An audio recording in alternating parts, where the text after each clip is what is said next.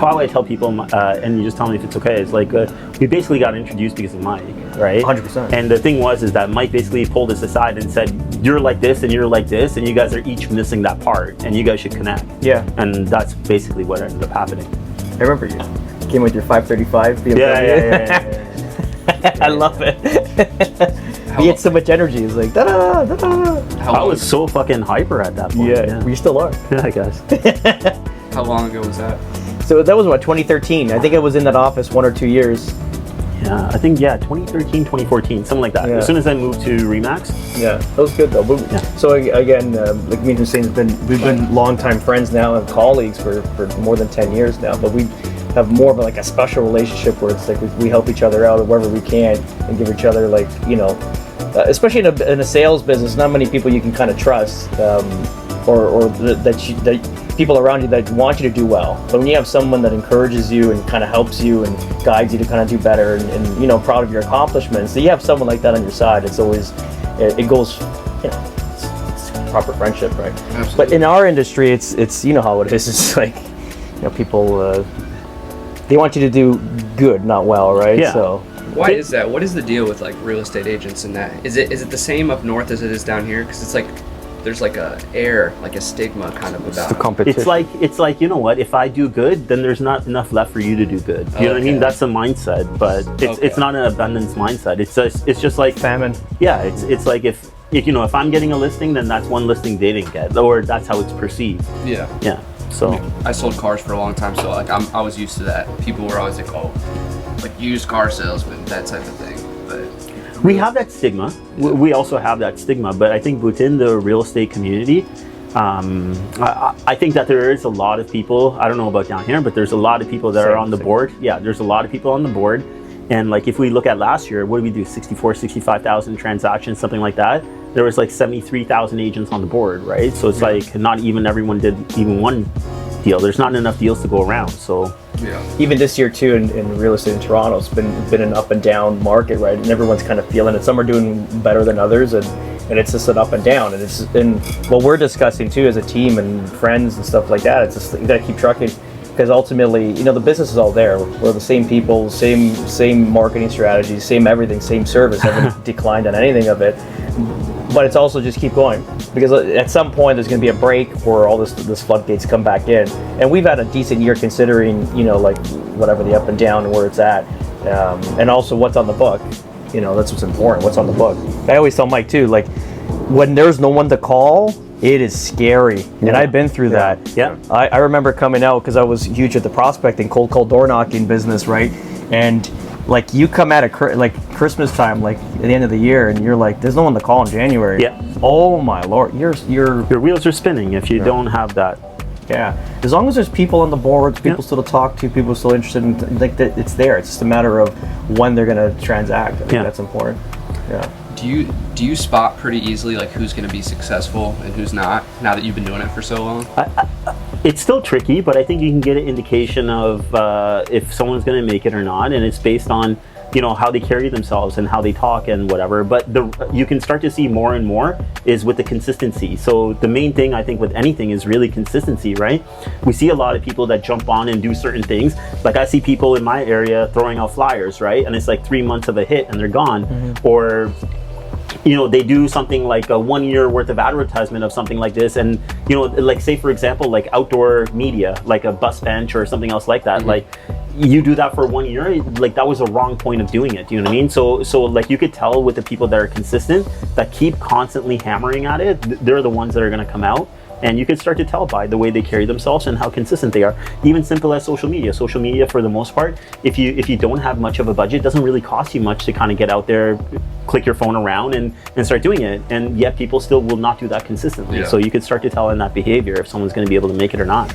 In sales, especially in real estate, you're not employed. Like you're self-employed, so you're your own boss and you have to create your own schedule. This is where the default is for a lot of realtors get into the business.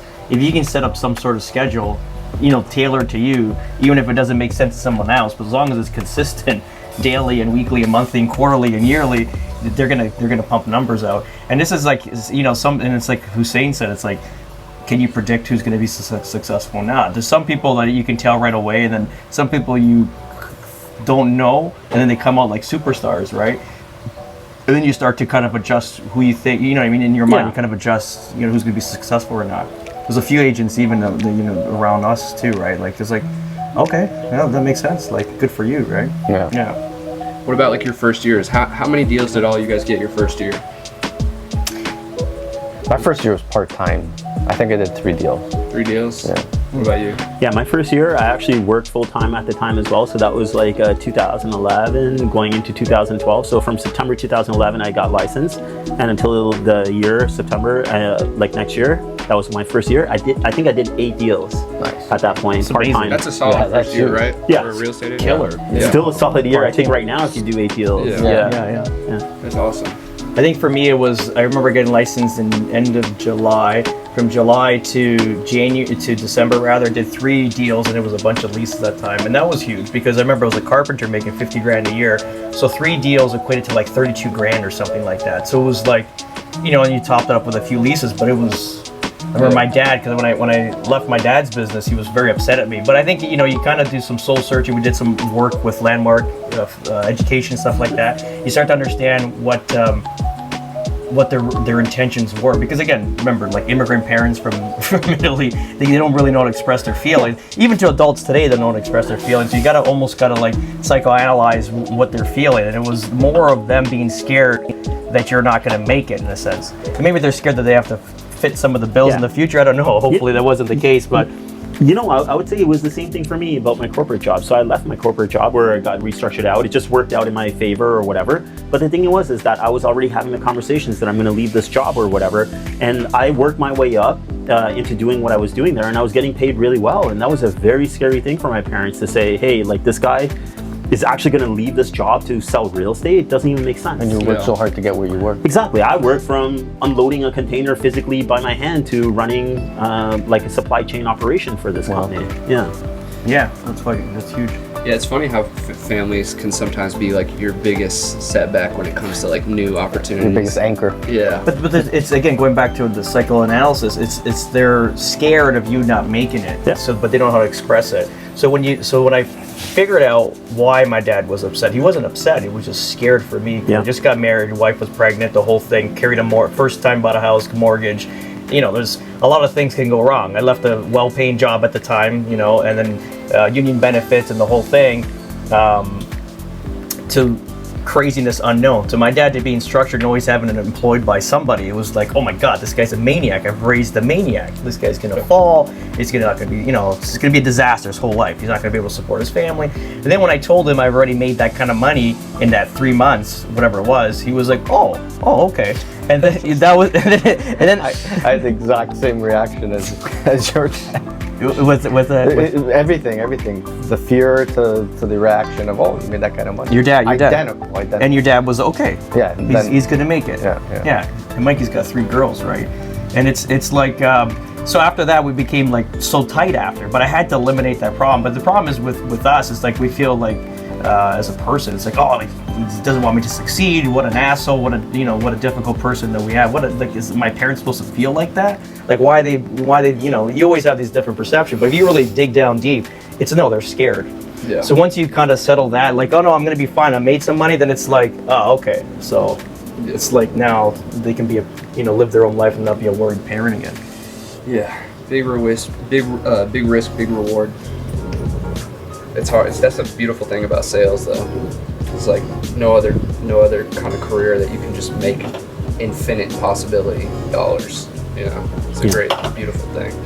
The problem is even now we're at the tail end of infinite. So it's like, how do you make more money and create more deals? Like this is obviously our mastermind meeting, a little different setting than Blue Mountain up in Collingwood. This is we're in Cape Coral and the canal and the whole thing, and it's just a different location, but it's the same process. I feel like even this one here is a little bit more. I have to catch up with a lot of stuff because I haven't been thinking a lot. Because we've been go. We haven't much time. All the decisions. I mean, you're in the office. You can see the decisions we're making in seconds and minutes. It's like everything's going to be making such fast decisions to keep moving all the different processes that we're going. So it's like this week in here is supposed to be like a topical view of the whole of everything and where you want to see the future. Because even now, talking about how many deals do we want to do for 2025, I don't even know. It's crazy. But the one, sorry to interrupt, but like the cool thing that came out of even so far what we've discussed, we've been doing these masterminds since 2013 or 14 or something like that. Yeah. Like basically 10 years we've been doing these things. Yeah. The cool thing that came out now from when we first started doing this thing is that what do we do and how do we do it? Do you know what I mean? Yeah. And now we're saying we actually went through the whole exercise, right? And we basically named out the same things we're supposed to do and we're doing. It's just like, how do we make them better? So that was a very cool feeling as well. It's like, hey, we're already doing the right stuff. We're just still looking to fine tune it, right? Yeah. It's true. Have you guys noticed improvement every year since you've been doing this? Like, has there been any years where you were stagnant, or has it been just consecutive improvement year over year over year? Like I've definitely had the ebb and flows or whatever, but then this kind of meeting actually, because we'll come out with plans out of this, right? So it gives you some kind of a tangible material to go back to when you kind of get into those spots, to go back and say, hey, this is what I was discussing, this is why I wanted to do what I'm doing, and why am I kind of stuck? So it kind of helps you. So I can't say you'll never get stuck. You do get stuck and you do have crap years. It doesn't always go the way that you want it to go, but then coming back to the basics of why you're doing what you're doing, it does something for you, right? And then I think that, you know, if you have, like, for example, 3 great years and maybe a crappy 4th year or whatever, but then you're just more fueled, right, for that next year to keep going back at it. So I think it's still going to be an up and down thing. Yeah, I agree. I think it's even also foot on the pedal. Like, listen, early on, Sylvian Zanari was an agent in the world of Page when I first started. He helped me out a lot. He was very, like, smart guy, very, like, his wisdom's amazing. And it's like, you know, he would talk to top producers at the time. I didn't even know what a top producer was. And he was like, they would just, instead of keeping the pedal flat, you keep it always on. Because what happens is you go flat, like full out, and then you're off, then you're on. So every time you get off of that throttle because you're burnt out, like I used to have a mental, like, breakdown once a year because I'd go so hard until there was nothing left in me. Like, literally, you push your physical, you know, existence just to a breaking point. Your immune system's collapsed. And then what happens is your physical's at its lowest, your mental state is at its lowest, and you got to rebuild it up. And I always make the analogy, it's like a locomotive train, right? You have to kind of pick it up, and it's just to get that train started, those wheels, metal wheels, like tum tum tum tum. And you keep putting more coal in the fire to burn that fire, and you got to keep burning it. But if you can kind of keep that locomotive, instead of going flat out at, let's say, 100 miles, whatever you used to do, if you can keep it at 60 miles and just continue on, like, you're going to travel a lot further than if you went flat. And I think now, even as a mature state now, is like it's more of a delegation. I think it's important to kind of share the pie rather than kind of have everything for yourself. I think we were, you know, talking about other agents that are just, again, high production, but at the same time, if they burnt out or did something happen to them, there's no business behind it. Yeah. And then if you're burning all these bridges as you're going at this fast pace, you have no one that wants to help you either.